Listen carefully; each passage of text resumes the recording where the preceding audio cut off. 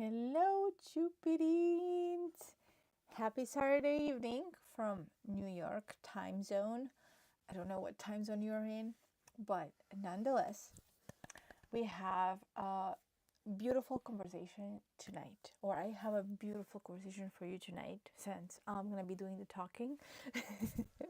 And what I want to talk about is I don't know why I started liking the mic like this, but what I want to talk to you about is we're about to start a new year. And I think many of you probably either do yearly resolutions or wish you did them, but maybe feel like a failure. You didn't because you don't do them. Literally in the news everywhere. They talk so much about creating new yearly resolutions. And this is my take on it. I stopped doing yearly resolutions or just I don't make them anymore. And there's a few different reasons for that. One of them is they really stress the heck out of me. I just don't feel like I'm myself. And what I mean by stress is I feel like when I do a yearly resolution, I'm constantly comparing myself to others or this idea that society creates of us who we should be or how we should be. And that takes me out of my like takes me out of my center. Like I don't find myself grounded or centered with it. I'm gonna put on the fuzzy on the mic. I think that might help, as sometimes I feel like I'm spitting at a mic or I have it very close to my mouth. It's hard to tell exactly where to keep it. Yeah, so I feel like it just compares, like we're constantly comparing to uh, ourselves to others. Whether you like it or not, you are going to compare yourself to others. I do it all the time. I catch myself doing it. It's our nature to do so. We don't want to be left behind. We want to progress. Whatever reason is, right? It's part of our nature. But when we are stressed or we had unpleasant experiences, then we do that even more. Like for me, I used to do it on the extremes, and it's still something that I'm working on. So that's one reason why I get really stressed. The other thing is I tend to fall behind or become inconsistent. It depends. Sometimes it could happen within the first few months, it could happen later on. Nonetheless, when this happens, I would usually feel like a failure, or I would feel that I don't have enough time to complete, or that I've wasted 3 months, that I'm not doing enough, that I don't know enough, that this is not for me, I can't do this.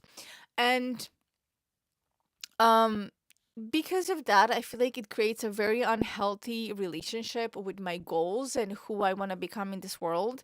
Because, let's say, you start your yearly resolutions of working out and you do that, but then somehow along the way you fall through and it's November, December, it's really hard for you to get in shape in just a couple of months. I'm not saying that it's not possible, but for most people, it's hard because you have to work through so many other things to get to that goal. And um it's also not realistic, right? The time frame we give ourselves, we usually want to start being in shape 1 year. And yes, we do it, but I'm only going to talk as me. And that is I had a really stressful life. So for me to get to a place where I was in shape and consistent, I have done it for a few years. Then I would fall off of it. Then I did it for a little bit. Then I fell off of it. And then I realized that the reason why I'm not in shape the way I would like to is not because I'm not doing the work. It's because there are other stories, other experiences, other programs that have happened for my body and for my mind throughout the years that there are things that are keeping me from doing the work. They're like I'm not even at the place of doing the work. And this is super important. I think um the other part is that it is a trend thing, right? It is a societal thing. It's this idea of what we should be doing or who should we be. And there is not really should or in the society. And what I mean by that, our shoulds are all different.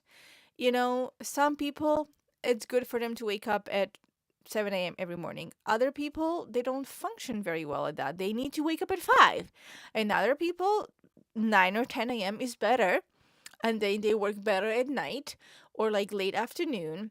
And some people work better in the morning. So, this idea of what you should do is not realistic because unless you need to eat, and also what you need to eat. It's not like you should be eating just the specific things. Everybody's different. Some people have allergies, so they cannot have, the foods that society tells us we should be eating. And you fall into this trend, and then again, you bring in the comparison. You being this part of yourself of, I don't fit in here. So there must be something wrong with me if I am not fitting in the way I should be fitting in, the way social media, the news, all these places are talking about, right? And you might even have friends or family who are very much impacted but by what's out there on the internet or in the world. And that creates another problem. The other problem is timeline, right? I can give you a really good example. School year for a lot of countries, I know some countries do follow this. I think Latin America, they do it. But the school year does not start in January for, I would say, most people. I don't know how it's in Africa or Asia, but I know in North America, in Europe, school starts in September, or at least for most countries. Correct me if I'm wrong. If any of you know, let me know. I like to learn. So, if you set yourself a certain goal, well, I want to graduate this year by December, but that's not necessarily realistic. Why? Because you're probably going to graduate in June. And then what happens to the rest of the year? Or let's say you start a career. How many people start a job in January and then, they can set a specific goal by December? You can't. A lot of people start work in September. A lot of people start during the summer, or even there's the end of the year. So I just feel like this year's resolutions rarely really fit into our lives and how we live them and the things that we need to get done. Because if you graduate in June, then what happens to the rest of your year? You need to set a new goal for yourself, right? But sometimes that doesn't happen either. For example, I was missing, I think, 1 credit or 2 credits. So I couldn't graduate in June. So I graduated in December. So now my idea of getting a job, which was expected, was just not realistic. I had to wait till the next year to get a job or to apply. I could apply before I graduate, of course. But it's just, again, it doesn't fit in. Or this idea of this year I want to meet someone. Well, what happens if it doesn't happen this year? What if there's things that you need to get out of the way that you're not even aware of right now that you need to get out of the way, and then December comes and you're still single and you haven't met anyone, but you have grown, you have healed, and now you're even more ready. Like you're a little bit more ready to meet someone, right? That timeline makes zero sense at all because if December comes, you failed. So this is what I do instead. What I do is I create life goals. I check in with them every single year. Sometimes even before that, if like there's major changes, but I have pretty clear idea of who I want to be and the life I wanna excuse me, the life I wanna live right now. So that is not the case for me. Like, I don't have to check so consistently on it. I can do it every few months, every 6 months, or even once a year is fine, because my goals are pretty big and there are smaller goals that I'm working through to achieve their bigger goals. It's because what I do at the end of the year or the beginning of the year, I haven't done mine yet. That's the reason why I haven't also done a video. I've been wanting to do a video. Is a lot of people do it in December, and I'm like, but you don't have to do it in December. You can do it in January. You can do it even in February. You can do it even in June. You don't have to follow this cadence of December, January. The only thing that for me it's helpful to do it around this time, it doesn't have to be now, is because I have like some type of like motivation, kind of like, okay, let's close, one chapter, let's start a new one. Though sometimes chapters do close and start in the middle of the year, the things that you didn't really plan for this year. So yeah. And what I would do is I would reflect for this year, but I would also reflect for previous years, because it depends on when I set that goal for myself, right? And what things came up along the way. So what I would do is I would reflect on the whole progress I've made and where I started. I think this is one thing that people often miss so much, is they forget where they started. They forget that some of the goals and things that they wanted started 10 years ago. Some people even maybe 20 years ago. Maybe you were a kid and you were dreaming of this, right? So it's not realistic to just reflect on this year, because the work that you've put in wasn't just this year. So you can do a more detailed reflection of this particular year, but you do need to take in consideration the previous years because you are building up on them. And um okay, let's make sure I didn't miss something. And the other thing that I do is I set goals, which I already mentioned, that are connected to my life goals. So they are not hard set in stone, at least for me, because what I'm really focusing on is how far I have come along. Specifically, I'm going to use YouTube as an example. I've had a goal to reach a certain number of subscribers and numbers of hours for a while, but there were many other factors that when I set that goal wasn't taken in consideration because they are not visible in that moment, right? But as I start working on it, I figure out that I still have to work on this and this and this and this to achieve that goal. So, does that mean that I have failed at my goal? No, quite the opposite. In fact, I feel so good about what I accomplished this year because I have got so much closer to who I want to be on my channel and what do I want to do and how I want to do it. And these things are crucial. And I think when we set New Year's resolutions, we don't take any of that in consideration, and then we find ourselves not accomplishing our New Year resolutions unless we make our New Year resolutions small goals, just short term goals that are directly connected to the life goals that you have.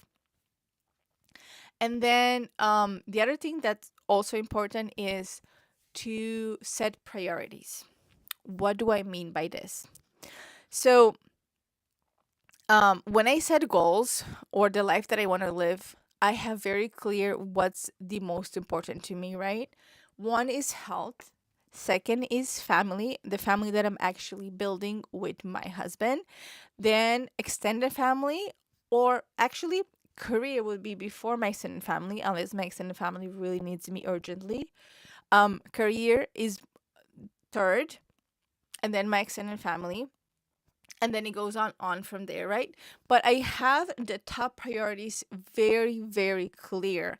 And I actually was doing this month. I remember doing it actually this week.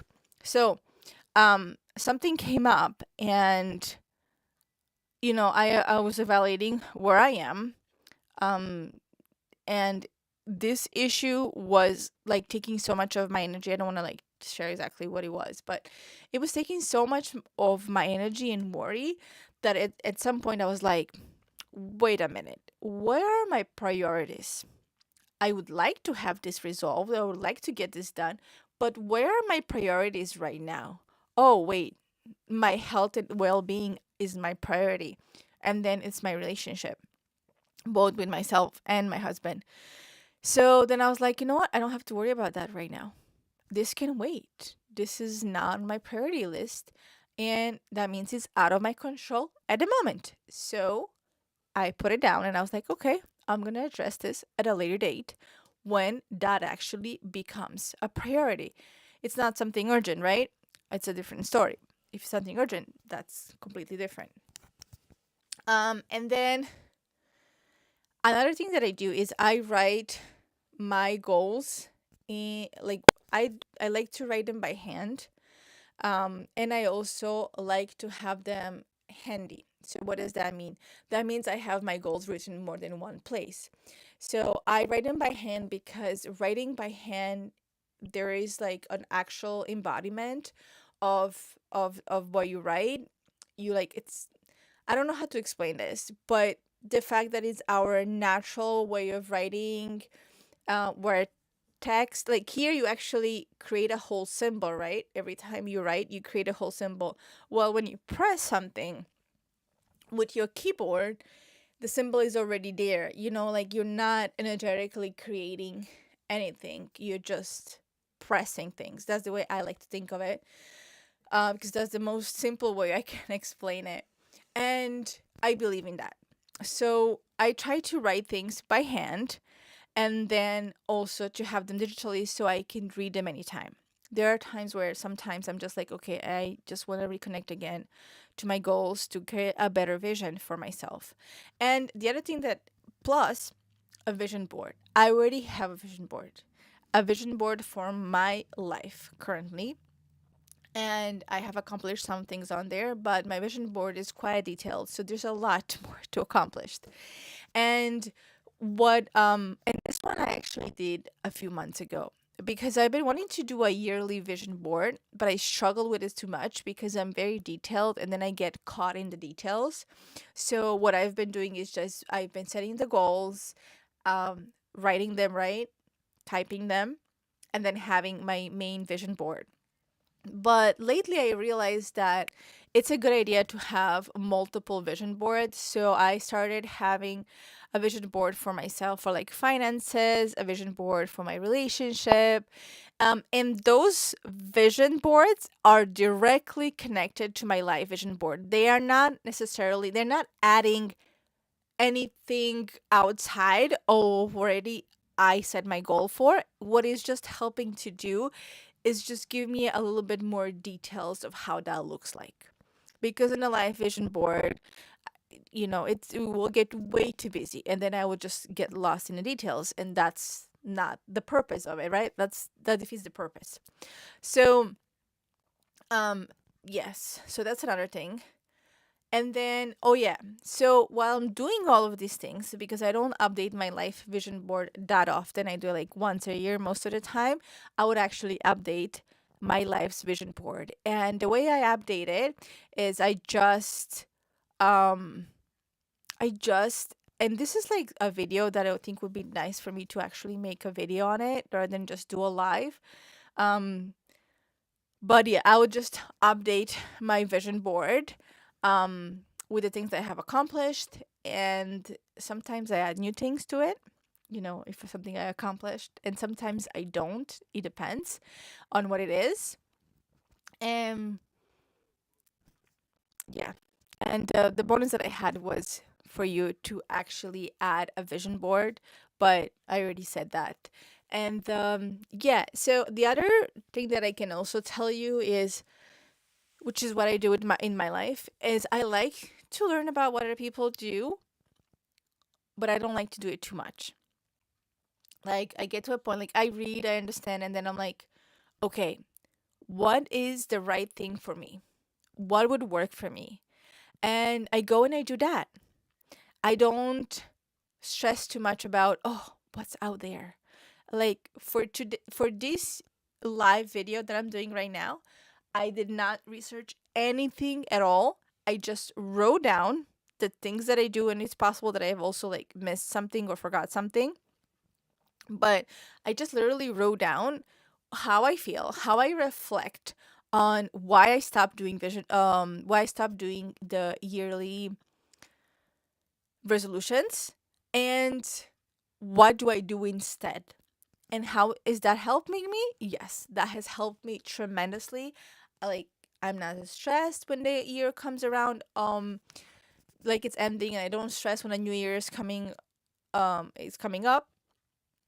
And something that I mentioned in a recent video too, and that is you don't wait to start something until next year. If you have an inspiration to do something and you've been wanting to do it for a while, and then all of a sudden, like everything clicks, and you're like, you know what, I'm gonna be in action around this.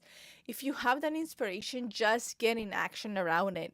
Don't wait until the new year comes, because I'm telling you, if January hits and you've been wanting to do this for a month and it's January, you're just gonna have this um unnecessary pressure on yourself because it's a new year, and because there's so much pressure from all over talking about starting the new year in a completely different way.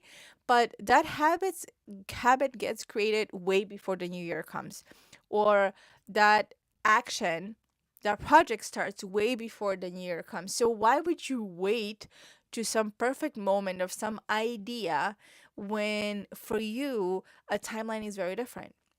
You know, if their body and your mind is creating this already, you should already be working on it. Don't wait till January. And then if you find yourself that you're already in the new year and you already been there for a couple of months and you have a great idea, just start. Just do it. You know, I think that we are sometimes limit ourselves with these crazy ideas we're being told, and they're just not ours. That's not what works for us. So if any of you, I hope you find this video helpful. If any of you um, have any doubts about how you should be planning and living your life, well, do it your way. Find a way. And if you're not sure what it is, test one out. You know, here's one. I gave you one right now, an example of how I do it. So test it out. See if it's going to work for you. And then tweak it. Tweak in ways that is going to work for you. Okay? All right. Happy holidays. Happy New Year. Happy Hanukkah. Merry Christmas. Um, Happy Kwanzaa? Kwanzaa? I know I pronounced that probably wrong. Anyways, I think that one was yesterday, the day before. Okay. um, yeah. Happy New Year, Chipirins. Love you so much. Keep growing, keep healing, keep grounding yourself, keep becoming that best version, the majestic version of you. Love you.